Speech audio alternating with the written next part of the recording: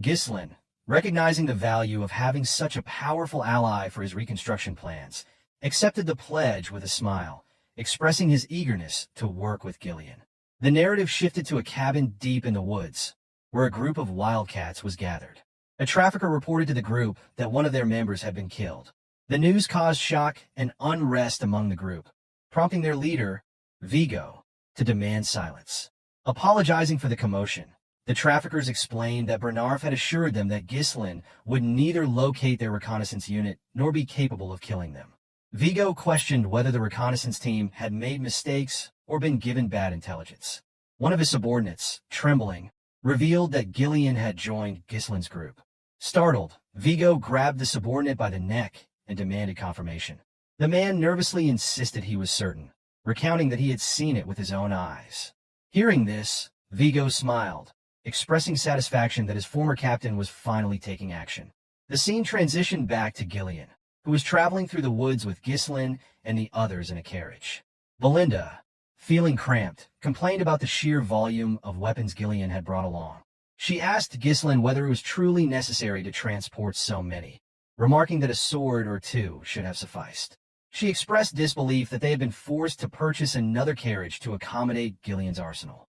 Ghislain calmly reminded her that they already needed an extra carriage to ensure Rachel traveled comfortably. He assured her it was not a problem and asked her to endure it for now, emphasizing that their primary concern was escaping the ravine. Belinda then inquired whether the captured assassin had been sent by Amelia. Ghislain confirmed her suspicion.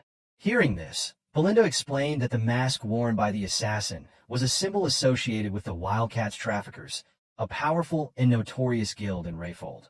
Ghislain, surprised, asked her to elaborate. According to Belinda, the Wildcats traffickers specialized in smuggling, assassination, drugs, human trafficking, and other illicit activities. Comprised of skilled former mercenaries, the guild wielded significant combat power and was regarded as a shadowy and dangerous organization. Ghislain, curious, asked how Belinda had come to know this information despite spending most of her time in the castle. The maid revealed that she had learned about such matters before entering her role as head maid. She urged her master to exercise caution, emphasizing the Wildcats' persistence and ruthlessness. Ghislain, smiling confidently, assured her that he would be fine, reminding her that they had Ghislain on their side. Immediately after the statement, something emerged from the ground after the carriage passed by. The figures began chasing the carriage, and Ghislain sensed their presence. As the figures closed in, they leapt out of the ground, revealing themselves to be wildcats. The wildcats launched an attack on Ghislain, catching him off guard with their ambush. He responded swiftly, drawing both an axe and a sword to block their assaults. With precise movements, he severed one's hand using the axe and then drove it into the chest of another. Before the injured wildcat could retaliate, Ghislain ripped his head apart, and both bodies fell lifeless to the ground. As the men fell, their remaining allies released ropes that triggered massive trees to drop onto the carriage. Ghislain, surprised by the trap, heard Belinda warn that the trees could crush them. Reacting quickly, he seized the ropes and slowed the horses, narrowly avoiding disaster.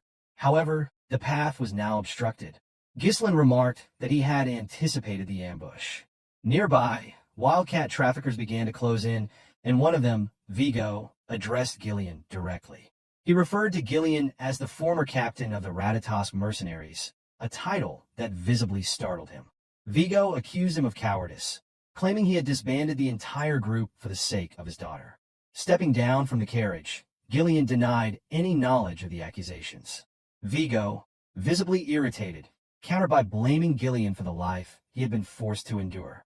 He questioned whether Ghislain had grown so senile that he couldn't recall his past comrades.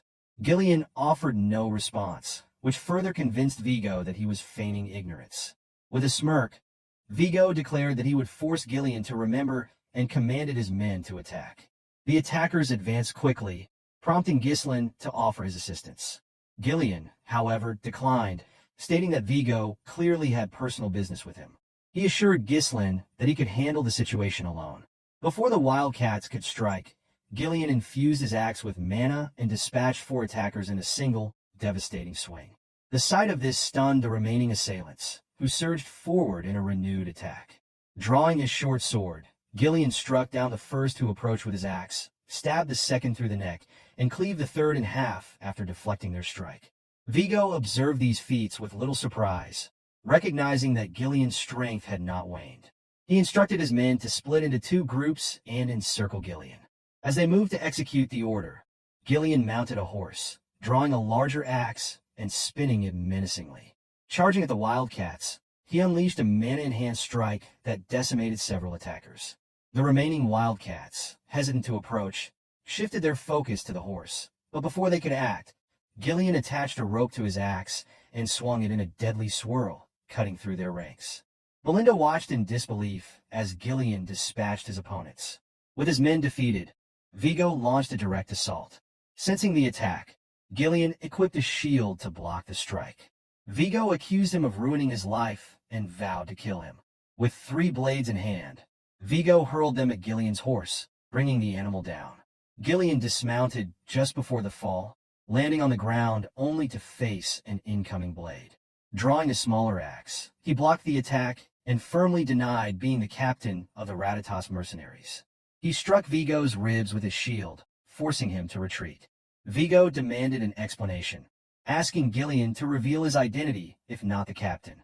Ghislain replied that he had abandoned his past and now served as Ghislain's subordinate. The declaration angered Vigo, who charged forward, vowing to kill Ghislain at any cost. So, friends, this chapter comes to an end. What will happen next? We'll uncover it in the next chapter. Don't forget to rate this chapter out of 10 in the comments. We'll see you in the next video. Until then, take care and goodbye. Don't forget to like the video and subscribe to the channel.